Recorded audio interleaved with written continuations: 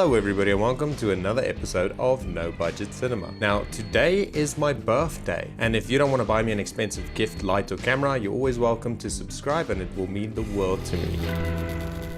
So for my birthday my mom bought me a Snoot. What the is the whole name for my Gobo SR100 buy, and what this does is it turns it into a spotlight. Thank you so much mom, and thank you for my gift.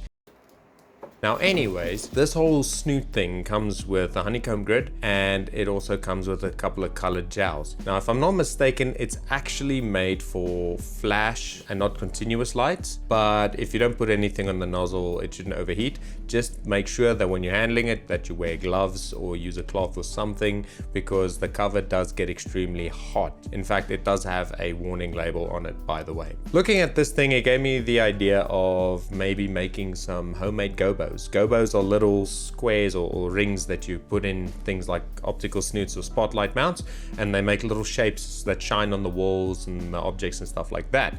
So I figured, why not do a little DIY Gobo? I took the honeycomb grid and I just used that to measure the size, and I took a Stanley knife and I cut out little circles. After I cut out the circles, I cut little shapes and patterns into the little pieces of cardboard. This gave me an idea while I was at that. Why not make like a giant little sort of Gobo thing for bigger lights? So just stick around if you want to see what that looked like at the end of the day. So after doing all of this, it was time to test it.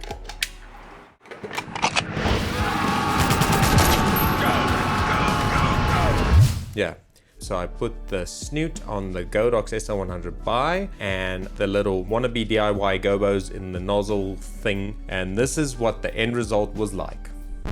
Yep, absolute fail. It didn't do anything. So not only was I very disappointed about the fact that it wasn't working, I also had no idea why it didn't want to work, because I mean it seems very straightforward. So anyways, I started googling and it turns out there's a lot more to it, and there's a reason why they call the spotlight mounts and stuff like that optical snoots, because they have glass in them. And it gave me an idea, what if I just took the lens of my camera and I put the DIY Gobo at the front of my lens and put that in front of the light, and boy did that have some interesting results. Eventually I realized you don't have to have the lens backwards, you can actually turn it around, and that gave me the freedom to adjust the size and the shape, because you could zoom in or out on the you can zoom in and out on the lens, and you can adjust the focus, and it will change the way that the shape looked. But now it wasn't all a fail, and you don't have to be concerned if you don't have lenses lying around and all sorts of fancy shit like that, because you can still make sort of stencil slash wannabe homemade DIY Gobo things by just using larger chunks of cardboard and using them with normal lights. Yeah, it's actually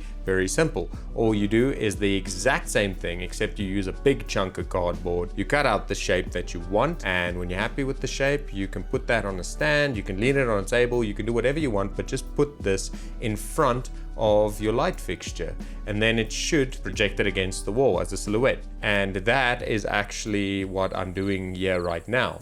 No, I'm not sitting in my bedroom late at night. It's in the middle of the afternoon, and I have a light shining against the wall with my makeshift Gobo thing, and I have my light set to 6500 Kelvin if you're interested in that, and I'm filling with another light at 6500 Kelvin, and then I've got this as a practical lamp behind me to just insinuate this warmer light that's coming from this side as my key light, which I both have at 3200 Kelvin, just to give this sort of like it's nighttime in my bedroom and you get for this pleasing image. And the whole idea of this Gobo thing is just to create some texture on the background. But look at what it looks like if I were to switch it off. Where's my phone? Connecting. Off.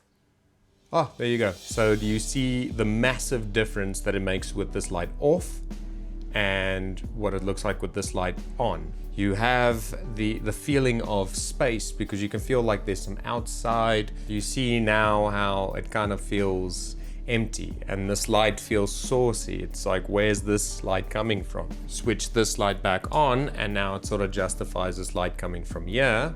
Let's fix that. There you go. Now we got a complete frame, we got a vibe, we have some stuff happening, and it looks and feels like I'm just chilling in my room. I also used this exact same technique in a video that I posted last week. What? I know it's confusing. I made a video last week that I actually made after this video, which is happening in the future on my birthday, but right now I'm shooting, it's not my birthday, it's a week before my birthday, but it is the day of the video that I posted last week, which was a week ago from today, so hope that makes sense. But I mean, this is insane. You can get all sorts of interesting shapes and looks behind you. So yeah, that is how you can create some interesting fun shapes and all sorts of crap like that behind you for some textures and accents on your walls behind you, which is a piece of cardboard and a light. I hope you enjoyed it and I hope you learned something. And oh, obviously happy birthday to my sister Vanessa. It's her birthday as well today. And happy birthday to everybody else in the world that has their birthday on the 3rd of February. Happy birthday. Happy birthday to you. Happy birthday to you. Happy birthday. Happy birthday. Happy birthday.